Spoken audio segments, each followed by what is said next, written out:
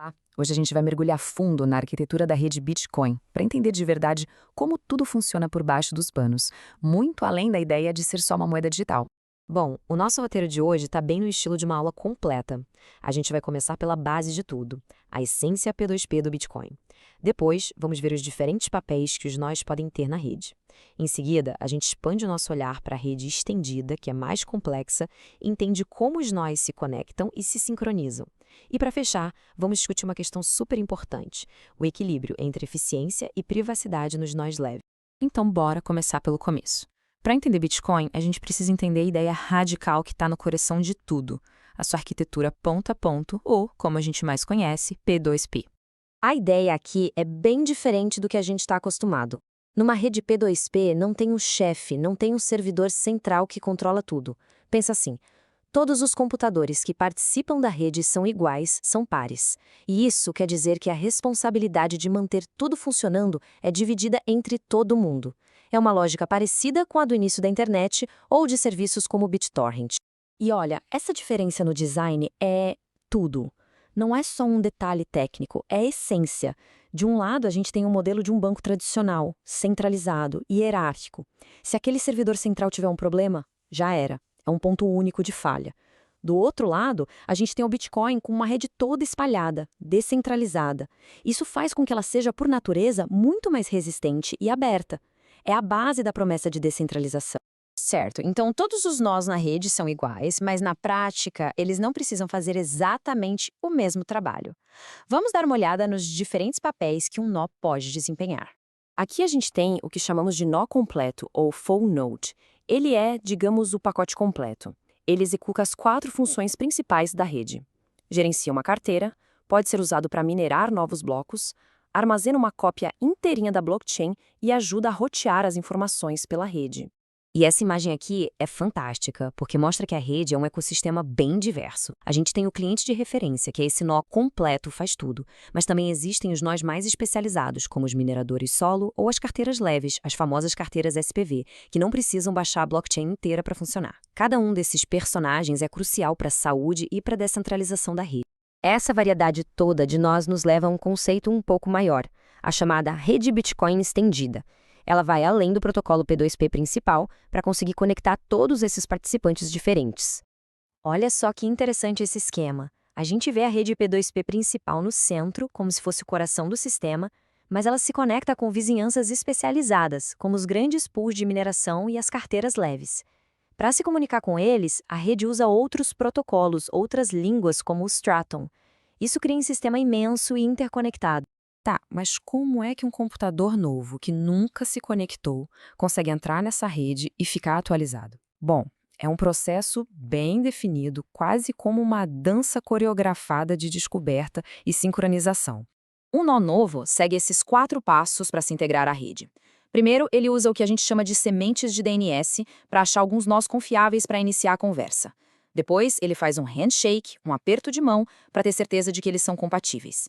A partir daí, ele começa a pedir mais endereços de outros nós e a se apresentar para a rede. E, por fim, vem o trabalho pesado: baixar a blockchain inteira para se tornar um membro completo e atualizado da rede. Esse diagrama mostra em detalhes esse aperto de mão inicial.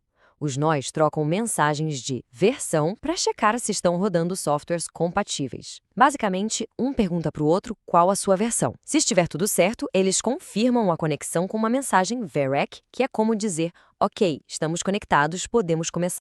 Uma vez conectado, o nó precisa tirar o atraso. Ele envia um pedido de get blocks para os seus pares, dizendo: olha, me faltam esses blocos aqui. Em resposta, ele recebe um info, que é um inventário, uma lista dos blocos que ele precisa baixar, e aí ele vai pedindo os dados completos de cada bloco um por um, até montar sua própria cópia verificada da blockchain. Só que tem um detalhe: rodar um nó completo exige centenas de gigabytes de espaço em disco. Para um smartphone, isso é praticamente impossível. E é aqui que entram os nós leves e um dilema bem fascinante. O problema central para quem quer usar Bitcoin no celular é exatamente esse. Como é possível ter segurança e conseguir verificar as transações sem ter que arcar com um custo gigantesco de armazenar um nó completo? A solução para isso é o chamado Nó de Verificação de Pagamento Simplificada, ou SPV. A sacada dele é baixar apenas os cabeçalhos dos blocos, que são bem menores, tipo umas 1000 vezes menores. E isso economiza muito espaço. O problema é que, por conta disso, ele depende de outros nós, os completos, para fazer a verificação. E essa dependência pode acabar criando um problema de privacidade. Para tentar proteger a privacidade, os nós SPV usam uma ferramenta muito inteligente chamada filtro de Bloom.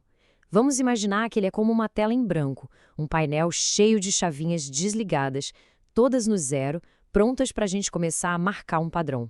Funciona assim. Quando a sua carteira quer monitorar um endereço, ela não conta para todo mundo qual é o endereço. Em vez disso, ela cria uma espécie de pista codificada. Ela pega o endereço, passa por várias funções de hash e usa os resultados para ligar algumas daquelas chavinhas no painel, mudando de 0 para 1. E conforme a carteira adiciona mais endereços para monitorar, mais chavinhas são ligadas nesse painel. Algumas delas podem até ser ligadas mais de uma vez. Isso vai criando um padrão cada vez mais geral, mais borrado. A ideia é justamente essa, esconder os detalhes específicos no meio de um padrão maior. O nó leve, então, entrega esse filtro, essa pista codificada, para o nó completo.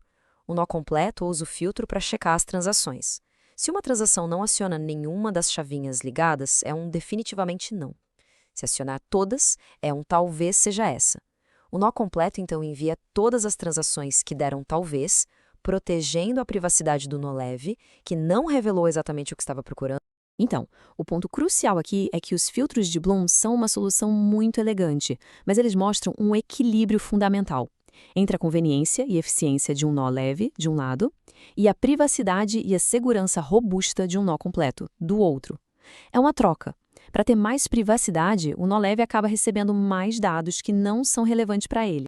E isso nos deixa com uma reflexão final. A grande força do Bitcoin vem da sua rede de nós completos, que são independentes e verificam tudo. À medida que o ecossistema evolui e mais pessoas usam nós leves pela conveniência, qual o impacto disso no princípio da descentralização, que é o que torna o Bitcoin tão especial? É uma conversa crítica que vai continuar por muito tempo.